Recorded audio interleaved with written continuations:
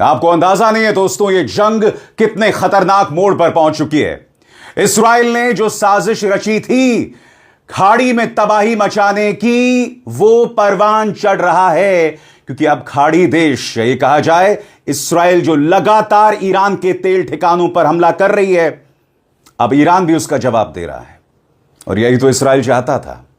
जी हां, बहुत ही खतरनाक मोड़ पर यह जंग पहुंच गई है, और अगर इसे अभी नहीं रोका गया तो आपको अंदाजा नहीं है कि आने वाले समय में आने वाली पीढ़ियां इसकी क्या कीमत चुकाने वाली हैं। सबसे पहले त्वरित अंदाज में घटनाक्रम पिछले 12 घंटे का, जब आप सो रहे थे तब क्या हो रहा था। सबसे पहले आपके स्क्रीन पर IRGC के सैन्य प्रवक्ता का बयान, जो कहते हैं हमारी एनर्जी फैसिलिटी पर हमले के बाद हम हमलावरों के गैस और तेल के ठिकानों को राख में बदल देंगे। और किया भी ऐसा जा रहा है। रास लफान तेल ठिकाने पर जोरदार हमला किया ईरान ने। सबसे पहले सुनिए उनके प्रवक्ता का क्या कहना है।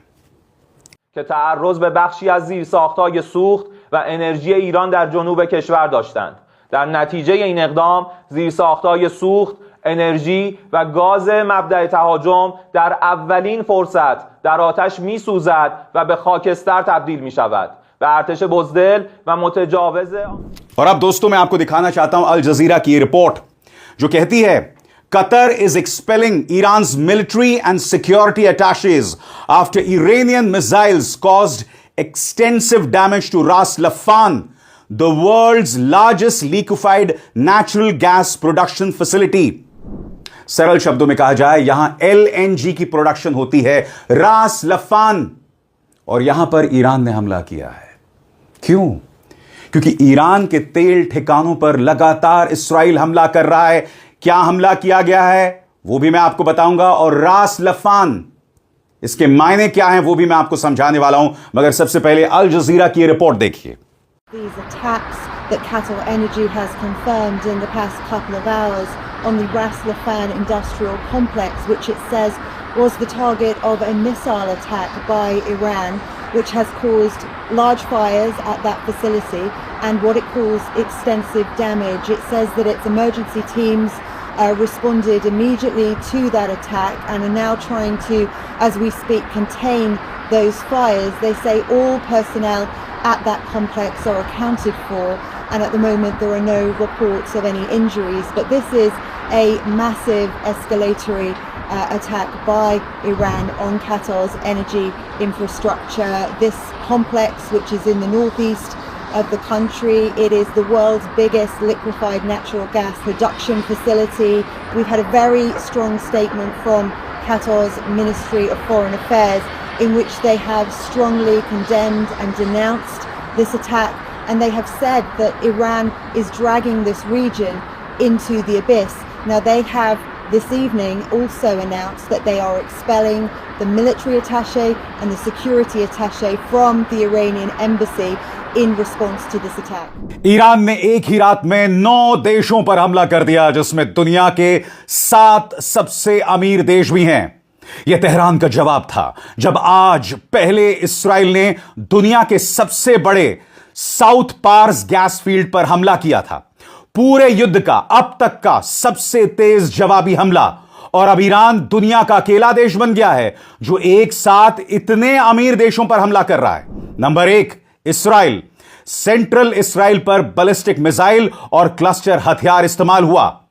रामत गन में 2 लोग मारे गए। वेस्ट बैंक में ईरानी मिसाइल से 4 फलस्तीनी महिलाओं की मौत। कतर की बात करें तो यहां 14 बैलिस्टिक मिसाइल दागी गई। रास लफान LNG हब को काफी बड़ा नुकसान हुआ, जिसे कतर एनर्जी ने कंफर्म किया है। UAE की बात करें तो यहां 13 बैलिस्टिक मिसाइल और 27 अटैक ड्रोन रोके गए। ईरान ने एनर्जी फैसिलिटी पर जल्द हमले की धमकी दी। सऊदी अरब की बात करें तो सामरिफ रिफाइनरी और जुबैर पेट्रोकेमिकल कॉम्प्लेक्स के लिए लोगों को निकालने के आदेश दिए गए हैं। रियाद के ऊपर मिसाइलें रोकी गई। कुवैत की बात करें तो बैलिस्टिक मिसाइल इंटरसेप्ट की गई। अमेरिकी ठिकानों को फिर निशाना बनाया गया।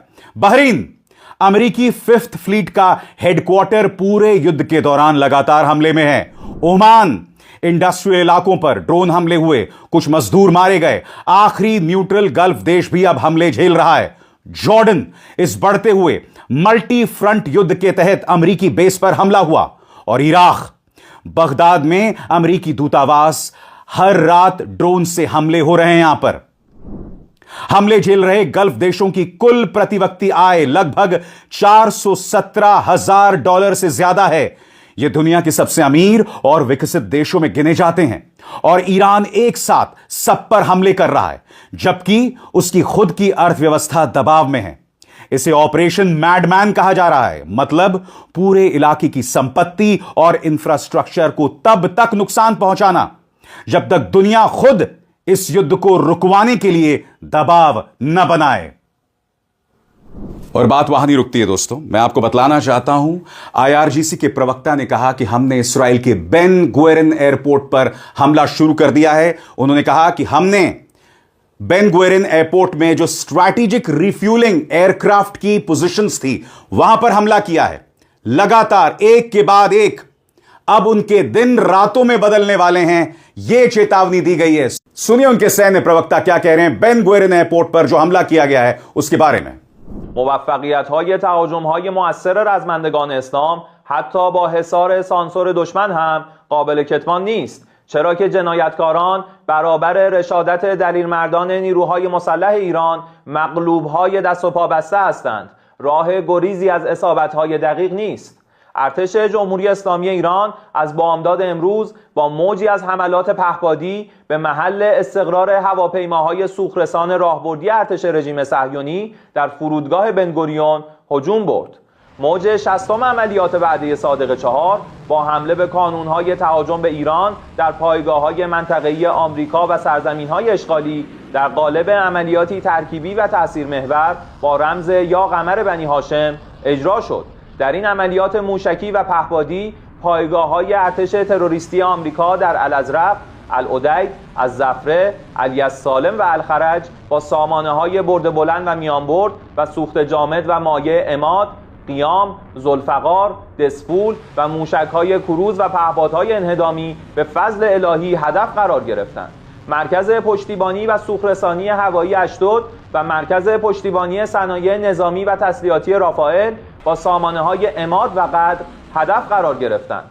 در موج 61م عملیات وعده صادق 4 تل‌آویو مرکز شرارت‌های رژیم وحشی صهیونیستی با موشک‌های خرمشهر 4 چند کلاهکه، قدر چند کلاهکه، عماد و خیبرشکن با رمز مبارک یا ابا عبدالله الحسین علیه السلام آتشباران شد.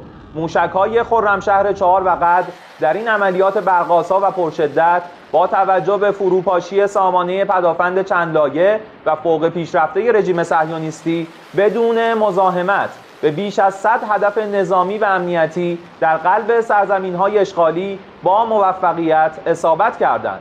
بنابر اطلاعات میدانی پس از این تهاجم برق‌آسای نیروی مقتدر هوافضای سپاه، برق بخشی از تل‌آویو قطع و کنترل شرایط و امکان امدادرسانی توسط نیروهای داخلی سخت‌تر شده است.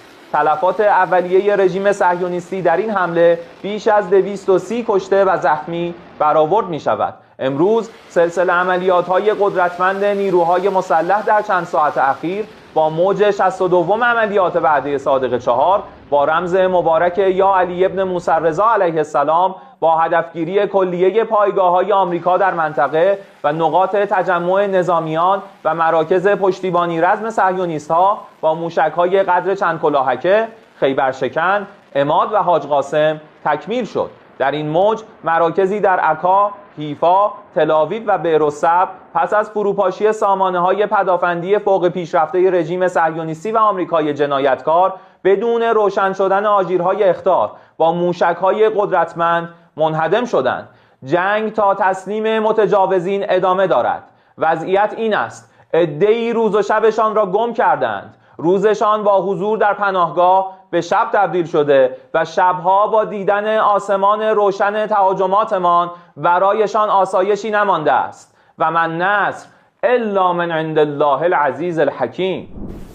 यानी कि ईरान आंख के बदले आंख उसकी बात कर रहा है। मैं आपको बतलाना चाहता हूं ईरान के संसद के स्पीकर मोहम्मद बाकर कालिबाफ ने क्या कहा आपके स्क्रीन पर। ईरान के संसद के स्पीकर मोहम्मद बाकर गालिबाफ ने कहा कि अब जैसे को तैसे वाला दौर शुरू हो गया है, एन आई फॉर एन आई। उन्होंने अमेरिका और इस्राएल पर आरोप लगाया कि वे अपनी हार छुपाने के लिए एनर्जी साइट्स को निशाना बना रहे हैं और चेतावनी दी कि इस युद्ध ने ईरान को जगा दिया है। सबसे बड़ी बात, आपके जहन में सवाल होगा कि आखिर ईरान क्यों रफान तेल ठिकाने पर हमला कर रहा है। तो आपकी स्क्रीन पर यह खबर गौर फरमाएं। यूएई के विदेश मंत्रालय ने ईरान के साउथ पार्स गैस फील्ड पर इस्राएल के हमले की निंदा की है। युद्ध शुरू होने के बाद यह एक रेयर विरोध है, a rare rebuke by UAE. सबसे बड़ी बात, इस्राएल की अराजकता भरी सोच से ट्रंप भी परेशान हैं। आपकी स्क्रीन पर अल जजीरा की एक खबर, breaking, president Trump criticises Israel's raid on Iran's South Pars gas field, saying the US and Qatar were unaware and adds that no more attacks will be made by Israel. सरल शब्दों में राष्ट्रपति Trump ने Israel की Iran के South Pars gas field पर हमले की आलोचना की है और कहा है कि अमेरिका और कतर को इस बात का अंदाजा नहीं था और अब इजराइल और हमले नहीं करेगा। बड़ा प्रश्न, क्या इस्राएल अमेरिका की सुनेगा? क्योंकि ईरान के पार्स तेल ठिकाने पर लगातार इस्राएल हमला कर रहा है और यह लगातार चल रहा है। हो क्या रहा है दोस्तों, इस युद्ध की शुरुआत होती है सुप्रीम लीडर खामेनी को मौत की घाट उतारने के बाद। उसके बाद उनके बच्चों को नहीं बख्शा जाता है। अब इस्राएल ईरान के तेल ठिकानों पर हमला कर रहा है और उसके पीछे उसकी सोच क्या है कि हम ईरान के तेल ठिकानों पर हमला करेंगे, ईरान जवाब में मध्यपूर्व के तमाम देशों पर हमला करेगा। इस्राएल ऐसा क्यों कर रहा है? क्योंकि इस्राएल न सिर्फ ईरान की तबाही चाहता है, वो खाड़ी देशों को भी नुकसान पहुंचाना चाहता है। क्योंकि इस्राएल के प्रतिद्वंद्वी हैं, कॉम्पिटिटर्स हैं खाड़ी के तमाम देश। यानी कि कहीं ना कहीं इस्राएल की सोच में ये तमाम देश फंसते हुए नजर आ रहे हैं। इसलिए मैं कह रहा हूं, इस जंग को रुकना चाहिए, वरना पूरा मध्यपूर्व बर्बाद हो जाएगा। आपको अंदाजा है, तेल के ठिकाने बर्बाद हो जाएंगे तो मिडिल ईस्ट की जो कंट्रीज हैं उनकी ताकत खत्म हो जाएगी। और यह मत सोचिए कि नुकसान सिर्फ मध्यपूर्व तक सीमित होने वाला है, यह नुकसान दुनिया भर में होगा। दुनिया भर में जिस तरह का आर्थिक संकट आएगा, सिर्फ दो स्वार्थी लोगों की वजह से, आपको और हमको उसका अंदाजा नहीं है, डोनाल्ड ट्रंप और नेतन्याहू।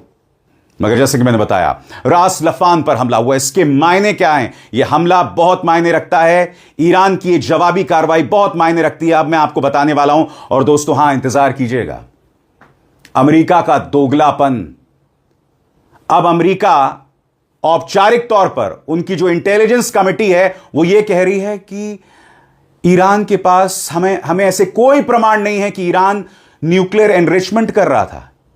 यह सेनेट के सामने दिया गया बयान है। अरे भाई, तो फिर हमला क्यों किया? बहरहाल, रास लफान पर जो ईरान ने हमला किया उसके क्या मायने हैं, अब आपके स्क्रीन पर आ रहा है। कतर की सरकारी पेट्रोलियम कंपनी के मुताबिक रास लफान इंडस्ट्रियल साइट पर मिसाइल हमलों से काफी बड़ा नुकसान हुआ है। रास लफान उन जगहों में शामिल था जिन्हें ईरान ने पहले ही चेतावनी में कहा था कि अगर उसके साउथ पार्स गैस फील्ड पर हमला हुआ तो वो निर्णायक कार्रवाई करेगा। अभी तक जो जानकारी सामने आई है उसके मुताबिक नुकसान गंभीर है, लेकिन अभी सिर्फ सामान्य तौर पर बताया गया है। हर यूनिट का अलग अलग डिटेल नहीं दिया गया है। काफी बड़े नुकसान का क्या मतलब है? कतर एनर्जी और अधिकारियों के मुताबिक कई मिसाइल गिरने से रास लफान के कुछ हिस्सों में बड़ी आग लग गई है। इमरजेंसी टीम ने आग पर काबू पा लिया है और सभी कर्मचारी सुरक्षित हैं। अभी तक किसी के मारे जाने की खबर नहीं है। अधिकारियों ने साफ कहा है कि इंडस्ट्रियल कॉम्प्लेक्स को काफी नुकसान हुआ है, लेकिन अभी यह नहीं बताया गया है कि कौन कौन से एलएनजी प्लांट, टैंक, पाइपलाइन या जेटी को कितना नुकसान हुआ है। स्वतंत्र और आजाद पत्रकारिता का समर्थन कीजिए, सच में मेरा साथी बनिए। बहुत आसान है दोस्तों, इस ज्वाइन बटन को दबाइए और आपके सामने आएंगे ये 3 विकल्प, इनमें से एक चुनिए और सच के इस सफर में मेरा साथी बनिए। अगर आपके जहन में सवाल होगा दोस्तों कि इसका ऑपरेशनल और ग्लोबल असर क्या पड़ेगा, सरल शब्दों में आपके स्क्रीन पर, रास लफान कतर के एलएनजी एक्सपोर्ट का मुख्य केंद्र है और इसे दुनिया का सबसे बड़ा एलएनजी एक्सपोर्ट हब माना जाता है, जो आमतौर पर दुनिया के करीब 20% एलएनजी सप्लाई देता है। कतर पहले ही इस संकट के दौरान यहां से एलएनजी प्रोडक्शन रोक चुका था। आज का हमला उसी रुकावट को और बढ़ा रहा है। मार्केट एक्सपर्ट्स इसे किस तरह से देख रहे हैं? यह एनर्जी वॉर का बहुत बड़ा एस्केलेशन है, खासकर साउथ पार्स नॉर्थ डोम गैस फील्ड को लेकर। एलएनजी सप्लाई और कीमतों पर मध्यम से बड़ा असर पड़ सकता है। यह इस पर निर्भर करेगा कि कतर कितनी जल्दी मरम्मत कर पाता है। तो ये तमाम चीजें दोस्तों जिसे हम नजरअंदाज नहीं कर सकते। कतर ने ईरान को क्या हिदायत दी है और इसके अलावा इस इलाके की पिछले 12 घंटों की क्या बड़ी ब्रेकिंग न्यूज है। जब आप सो रहे थे, अब आपके स्क्रीन पर आ रही है एक एक करके। दोस्तों, कतर ने ईरान के सिक्योरिटी और मिलिट्री अधिकारियों को देश छोड़ने का आदेश दे दिया है, क्योंकि ईरानी मिसाइल हमले से रास लफान के उसके मुख्य गैस प्लांट को काफी भारी नुकसान हुआ है। इस बड़ी ब्रेकिंग न्यूज पर गौर फरमाएं। इस्राएल की साजिश यहां पर कामयाब होती दिख रही है। कतर वर्सेस ईरान, यह साफ तौर पर दिख रहा है। बड़ा प्रश्न, क्या खाड़ी देश भी अब ईरान पर हमला करेंगे? क्या उनमें हिम्मत है? वो खाड़ी देश जो गजा में नरसंहार होता है तो खामोश रहते हैं, जब ईरान पर बेवजह हमला किया जाता है तो खुलकर अमेरिका और इस्राएल की आलोचना नहीं करते। क्या वो ईरान पर हमला करेंगे? आगे, यूएई में अबू धाबी के हबशान गैस प्लांट को ईरानी हमले के बाद बंद कर दिया गया है। वहीं सऊदी अरब ने कहा है कि उसकी 2 रिफाइनरी पर भी हमला हुआ है। रियाद ने कहा कि ईरान पर जो थोड़ा बहुत भरोसा बचा था वो भी पूरी तरह टूट गया है। ये घटनाएं तब हुई जब इस्राएल ने उत्तरी बंदर अंजली में ईरान की नौसेना पर हमला किया और साउथ पार्स गैस फील्ड को भी निशाना बनाया। ईरान के राष्ट्रपति मसूद पेज़ेश्कियान ने चेतावनी दी कि उसके काबू से बाहर वाले नतीजे हो सकते हैं और पूरी दुनिया अपनी चपेट में ले सकते हैं। ईरान के जवाबी हमलों में तल अवीव और कब्जे वाले वेस्ट बैंक में 4 लोगों की मौत हो गई है। सबसे बड़ी बात दोस्तों, दुनिया के तमाम नेता इस बात को लेकर चिंतित हैं। हालात बद से बदतर हो रहे हैं और तमाम देश ये देख रहे हैं, मगर 2 लोग अपने स्वार्थ के चलते एक ऐसे देश पर हमला करते हैं जो बातचीत कर रहा था, जो अमेरिका की शर्तों पर राजी हो रहा था, मगर फिर आपने उसके सामने विकल्प क्या छोड़ा कि वो हाथ पे हाथ धरा रहे और आपके हमलों को बर्दाश्त करते रहे। आप उनके स्कूली बच्चों को मारते रहे, वो बर्दाश्त करते रहे। आप खामेनी को मारे, वो बर्दाश्त करता रहे। अली लारीजानी को मारे, वो बर्दाश्त करता रहे। बासिज के कमांडर को मारे, वो बर्दाश्त करता रहे। और ताजा खबर, उनके इंटेलिजेंस मिनिस्टर को भी मौत की घाट इस्राएल ने उतार दिया है और आप उम्मीद करते हैं कि वो बर्दाश्त करता रहे। फ्रांस के प्रधानमंत्री इमैनुअल मैक्रों का यह बयान आपके स्क्रीन पर, जो बहुत मायने रखता है दोस्तों। उन्होंने अपील की है, मैंने कतर के अमीर और राष्ट्रपति ट्रंप से बात की। आज ईरान और कतर में गैस प्रोडक्शन फैसिलिटी पर हुए हमलों के बाद हम सबके हित में है कि बिना देरी के ऐसे हमलों पर रोक लगाई जाए जो सिविलियन इंफ्रास्ट्रक्चर को निशाना बनाते हैं, खासकर एनर्जी और पानी की सप्लाई वाली जगहों को। आम लोगों की सुरक्षा और उनकी जरूरी जरूरतों के साथ साथ एनर्जी सप्लाई की सुरक्षा को भी इस सैन्य तनाव से बचाना बहुत जरूरी हो जाता है। फ्रांस के राष्ट्रपति चिंतित हैं, वो अपील कर रहे हैं। सबसे बड़ी बात, ट्रंप को एक के बाद एक करारा तमाचा पड़ रहा है। याद कीजिएगा ट्रंप ने क्या कहा था कि तमाम देश अपने जंगी जहाज स्ट्रेट ऑफ हॉर्मुज में भेज दें। जापान ने मना कर दिया। इटली पहले ही मना कर चुका था, क्योंकि प्रधानमंत्री जॉर्जिया मेलोनी ने संसद में दिए गए अपने बयान में स्पष्ट किया। ब्रिटेन के प्रधानमंत्री कीर स्टारमर ने कह दिया कि राष्ट्र हित में मैं अपने जंगी जहाज नहीं भेजूंगा। ऑस्ट्रेलिया ने भी लगभग यही बात कही। आप जानते हैं सबसे ज्यादा शॉकिंग अमेरिका का रवैया है, दुनिया को बताने के लिए यह कि भाई ईरान न्यूक्लियर बॉम्ब बना रहा है, और खुद सेनेट के सामने उनकी इंटेलिजेंस चीफ तुलसी गबार्ड क्या बयान दे रही हैं, इस पर गौर फरमाएं। यह देखिए, Iran was not rebuilding nuclear enrichment, US intelligence finds. यानी वो परमाणु संवर्धन नहीं कर रहे थे, किसी कीमत पर नहीं कर रहे थे। अरे भाई, तो तुमने ईरान पर हमला क्यों कर दिया? यह कहकर तुमने हमला किया ना कि वो लोग परमाणु बॉम्ब बना रहे थे। आपने 12 दिन की जंग में, पिछले साल 12 दिन की जंग में, वहां पर B-2 बॉम्बर्स के जरिए उनके न्यूक्लियर फैसिलिटीज पर हमला किया। उस वक्त आपने कहा हमने सब कुछ बर्बाद कर दिया है। मैं आपको बताना चाहता हूं तुलसी गबार्ड ने क्या बयान दिया। गौर फरमाएं उनके एक एक शब्द पर, जिससे पता चलता है कि अमेरिका का चरित्र आपराधिक है। This is truly criminal in nature कि आप दुनिया को बर्बादी के रास्ते पर ला रहे हैं। आपको अंदाजा नहीं है दोस्तों, आज की जो खबर मैं आपको सुना रहा हूं यह क्या मायने रखती है। गौर फरमाएं, यह खबर अमेरिका का दोगलापन। अमेरिकी इंटेलिजेंस ने 18 मार्च को यह निष्कर्ष निकाला कि जून 2025 में अमेरिका इस्राएल के हमले में नष्ट हुई ईरान की न्यूक्लियर एनरिचमेंट क्षमता को ईरान दोबारा नहीं बना पा रहा है। यह बात अमेरिकी राष्ट्रपति डोनाल्ड ट्रंप के चल रहे युद्ध के दावों की उलट है। अब ये क्या कह रहे हैं कि हमने जो हमला किया था 2025 में, उसके बाद वो दोबारा न्यूक्लियर एनरिचमेंट नहीं कर रहा। यानी कि आप मानते हैं कि आपका हमला कामयाब हुआ, तो फिर आप ईरान पर क्यों हमला कर रहे हैं? आपको अंदाजा है दोस्तों, ये ट्रंप और नेतन्याहू इस दुनिया के साथ कितनी बड़ी नाइंसाफी कर रहे हैं। आगे सुनिए सेनेट के सामने उन्होंने क्या कहा। ट्रंप की सहयोगी और director of national intelligence Tulsi Gabbard ने यह बात अपनी लिखित रिपोर्ट में बताई, जो सालाना थ्रेट असेसमेंट का हिस्सा थी। लेकिन उन्होंने यही बात सेनेटरों से बोलते समय दोहराई नहीं। उन्होंने सेनेट इंटेलिजेंस समिति में कहा, ऑपरेशन मिडनाइट हैमर के बाद ईरान का न्यूक्लियर एनरिचमेंट प्रोग्राम पूरी तरह खत्म हो गया है। उसके बाद से इसे फिर से बनाने की कोई कोशिश नहीं हुई। सबसे बड़ी बात दोस्तों, मैं आपको तुलसी गबार्ड का एक बयान सुनाना चाहता हूं। यहां पर वो कह रहे हैं कि रूस, चीन, नॉर्थ कोरिया, ईरान और पाकिस्तान सब एडवांस मिसाइल बना रहे हैं जो अमेरिका तक पहुंच सकते हैं। अरे भाई, आप पाकिस्तान का जिक्र कर रहे हैं जो तुम्हारा चमचा नंबर 1 है। क्यों?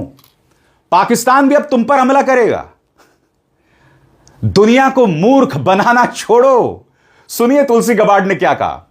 However, the intelligence community assesses that Russia, China, North Korea, Iran, and Pakistan have been researching and developing an array of novel, advanced, or traditional missile delivery systems with nuclear and conventional payloads that put our homeland within range.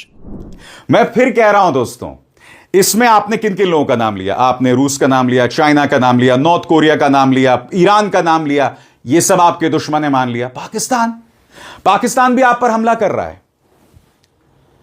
दोस्तों, सोच की भी सेहरन पैदा होती है कि किस तरह के लोग आज दुनिया के ताकतवर पोजीशंस पर बैठे हुए हैं।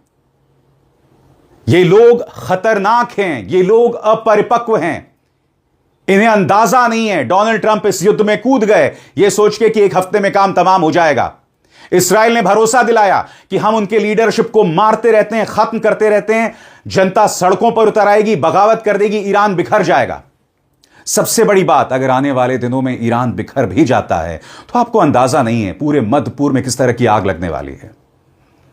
अगर ईरान में कट्टरता बढ़ेगी तो दुनिया भर की सुरक्षा पर इसका असर पड़ने वाला है। लारिजानी एक ऐसा शख्स था जिससे अमेरिका बात कर सकता था। आपने उसको ही मार दिया।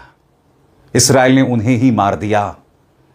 यह बहुत खतरनाक मोड़ है दोस्तों। मैं बार बार इस शो में कह रहा हूं, यह बहुत ही खतरनाक मोड़ है और सोच कर भी सेरन पैदा होती है। और इस मंच पर जैसा कि मैं लगातार वादा करता हूं, इस जंग के जो बारीक पहलू हैं, तमाम मुद्दे मैं आपके सामने लाता रहूंगा। यह मेरा वादा है।